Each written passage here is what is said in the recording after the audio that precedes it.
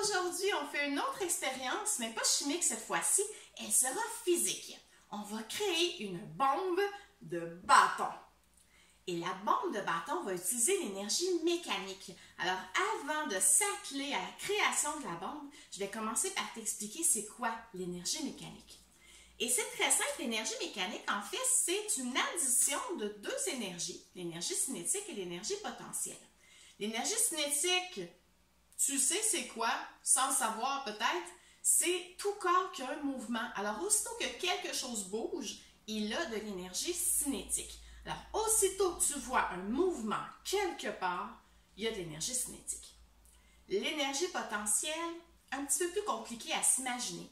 Mais le truc que je me donne souvent, c'est que l'énergie potentielle, c'est un corps qui a le potentiel de bouger. Explication. Si je prends ma petite grenouille ici et que je la soulève dans les airs, elle gagne de l'énergie potentielle. Elle a le potentiel de bouger si jamais je la relâche. Tu vois? Alors, elle a accumulé de l'énergie potentielle et aussitôt que je l'ai relâchée, cette énergie potentielle-là s'est transformée en énergie cinétique jusqu'à ce qu'elle soit sur la table. On va reprendre ma grenouille pour un autre exemple. J'ai ma petite grenouille ici. Si je pèse sur son dos, je lui confère de l'énergie potentielle. Elle a le potentiel de bouger. Si jamais je relâche, elle va... Ah, mon doigt ne glisse pas! Elle va pouvoir sauter. Alors, l'énergie potentielle s'est transformée en énergie cinétique quand elle a sauté. Alors, aujourd'hui, avec la bombe de bâton, on va utiliser cette énergie potentielle-là et quand on va relâcher l'énergie potentielle, la bombe va exploser et se transformer en énergie cinétique. Alors, je te montre comment créer notre bombe de bâton. Alors, je te montre comment faire. Tu vas voir, le plus compliqué, c'est de la partir, la bombe. Une fois qu'elle est partie, ça va bien. Alors, on commence avec un petit X comme ça.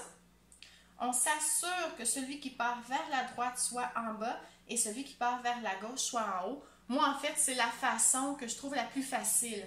Et là, quand je te dis la plus facile, je me suis pratiquée pendant des minutes et des minutes. Ça me prend environ 20 minutes la première fois à être capable juste de partir la bombe. Alors, ne t'en fais pas si c'est long. Et si c'est pas long, ben dis-toi que tu as un talent inégalé pour la construction de bombes de bâton. Alors, on va commencer ça tout de suite. Alors, une fois que c'est avec un X, le principe pour accumuler le plus d'énergie potentielle possible, c'est de créer une tension dans les bâtons. Alors, on va commencer ici sur le dessus. On va mettre cette extrémité-là sur le dessus du premier bâton et on va glisser l'autre bout en dessous de l'autre bâton comme ceci. C'est ça qui va faire l'énergie potentielle. On va le coller le plus possible pour le départ vers le bâton comme ça.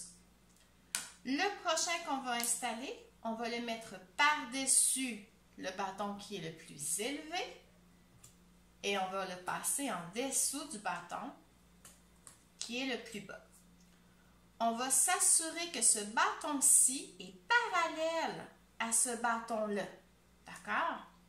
Et on continue ensuite. On va aller sur le dessus du bâton qui est le plus élevé, en dessous du bâton qui est le plus bas. Et on continue toujours comme ça. Par-dessus le bâton qui est le plus élevé, en dessous du bâton qui est le plus bas. Et on s'assure à chaque fois que nos bâtons soient parallèles les uns par rapport aux autres.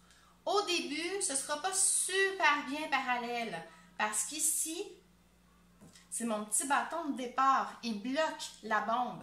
Si jamais ce bâton-là disparaît, la bombe éclate avant que tu l'aies terminé. Alors, super important, il faut qu'il reste bien en place. Et tu continues toujours comme ça, tant que tu le souhaites. Alors, comme ça, par-dessus, en dessous, par-dessus, en dessous, par-dessus, en dessous. Et quand tu vas relâcher à la fin, ça va te faire une bombe. Maintenant qu'on sait comment construire notre bombe et la partir, ça me tente qu'on se lance un petit défi. Je vais faire une bombe avec toute ma boîte de bâtons. Ça correspond à 300 bâtons en tout. Alors, j'aurai peut-être les mains en compote à la fin, mais je pense que ce sera quand même assez extraordinaire. Je vous amène avec moi à l'extérieur, je construis ma bombe et on voit ce que ça fait quand on la déclenche. À bientôt!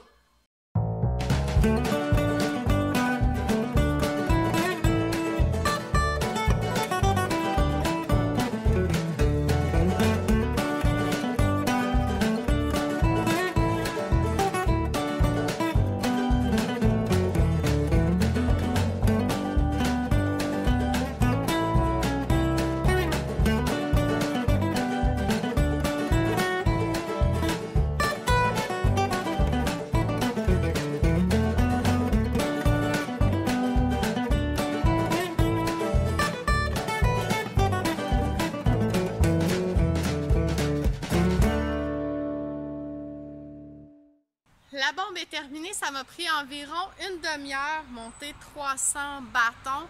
Et maintenant, on va voir ce que ça va donner. On y va tout de suite. 1, 2, 3.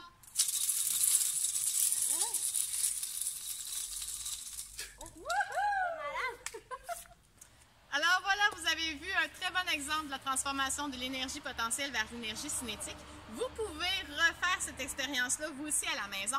Mais pensez à prendre de gros bâtons de bricolage plutôt que les petits bâtons de popsicle qui ne fonctionnent pas aussi bien. Alors, à la prochaine!